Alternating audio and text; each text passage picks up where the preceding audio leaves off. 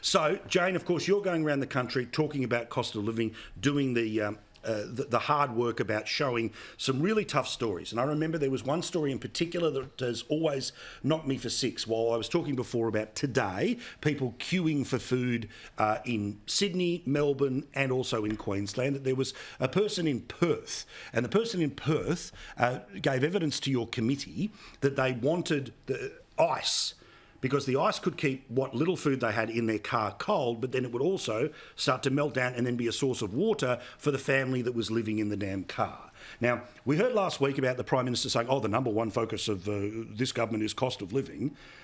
But the reality is that there's an awful lot they could be doing that they're not. Again, you've been doing this around the country. And I like that, I've got a couple of emails from lefties saying that it's just a right-wing talking point, but the reality is that there are queues around the block for free food in 21st century Australia. That's right, and not only that, but take us back to the beginning of the year when Anthony Albanese said that his New Year's resolution was to bring down the cost of living. Well, we're now at November. It's kind of getting close to the end of the year, and the cost of living is just getting worse. Of course, the big concern for Australians is that tomorrow the Reserve Bank will have to respond to that increasing inflationary pressure that just doesn't seem to be alleviated. And there's a reason why for that, and that's because the Labor government doesn't have a plan to tackle inflation. It talks about the cost of living in terms of subsidies, what it's done to subsidise childcare, what it's doing to subsidise your electricity bill, what it's doing to subsidise. That's all taxpayer money that's being spent.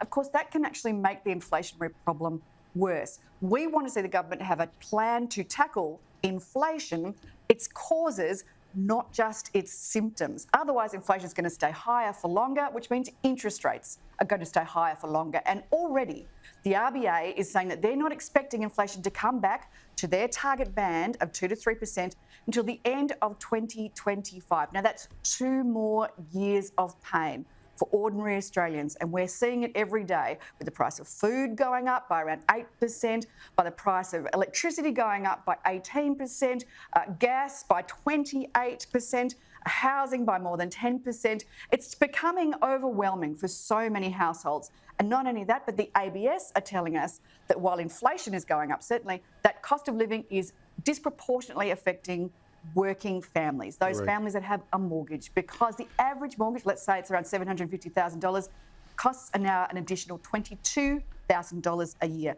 That's not the sort of money you find down the back of the couch.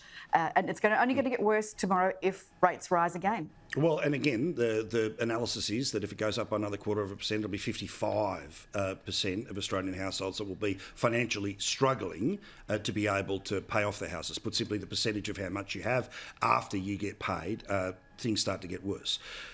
There's one thing that I do not understand this federal government is not doing, and certainly it's petrol. I'll bring that point up in a second.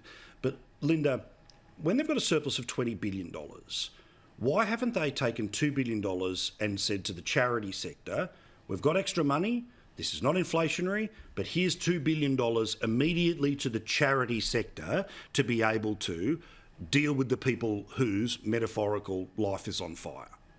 Well, look, there's merit to the idea if only there wasn't so much government debt and raising interests from the last government that, the government has really difficult choices about whether to pay down that very high government debt, record government debt, and get rid of some of that interest in order to maximise taxpayer money that they can use for the public good, or to do this kind of cost of living relief and, of course, supporting those great charities. In the City of Sydney, we've also done food relief. We started doing that for the first time during COVID, and it is something that we have had to continue. There is no doubt when you look, not just in Sydney, right around the country, that people are struggling with cost of living pressures. Of course, one of the best answers to this, and something I know Senator Hume is very opposed to, sadly, is wage rises for normal working people. What we need is to make sure that in the face of those increases, people can afford, when they're working, to ensure that they can pay for these increasing cost of groceries, increasing cost of petrol and other cost of living increases. And so it's why, the Closing the Loopholes Bill, all those really important industrial reforms that will allow people to get paid more fairly, that is going to make a really significant difference. It's disappointing to see the coalition opposing these kinds of measures that will improve the lives and improve the buying power of normal working Australians. Jane, I'll let you respond in 1 second. Caroline. That is the most economically illiterate argument I have ever heard. All right, well, you formulate one as a response in a moment, but Caroline, because I want to get you in because I've got a feeling these two might be able to follow that rabbit hole for a few minutes here, and I want to make sure we get plenty of debate in before we have to get to the Prime Minister.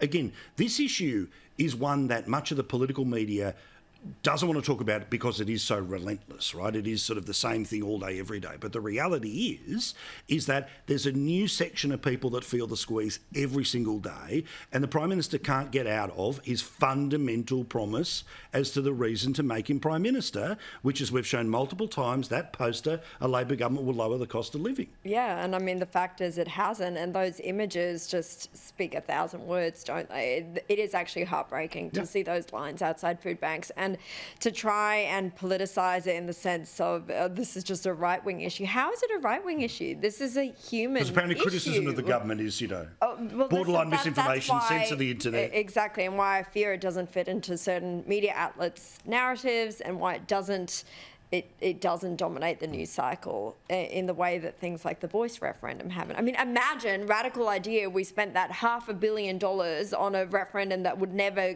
get up to actually helping people feed their families. Give it to Foodbank. All right, Jane, I'm giving you a minute, and only a minute. The Senate bells will ring to respond to Linda, and then I'm going to move it on. We all want to see wage rises, Linda. Of course we do, but they have to be real wage rises. They can't be nominal wage rises. Otherwise, you're just making the inflation problem worse. The only way you're going to have real wage rises is by increasing productivity. That means no industrial relation reforms like the same pay, same job, same pay bill, closing the loopholes bill. Oh, and it also Jane. means tackling inflation and bringing inflation down. Because How while inflation's disappointing. high, You your real could wages be will voting be for negative. wage rises and you're saying no right here on Sky News. How sad. All right, everyone gets the last word on that.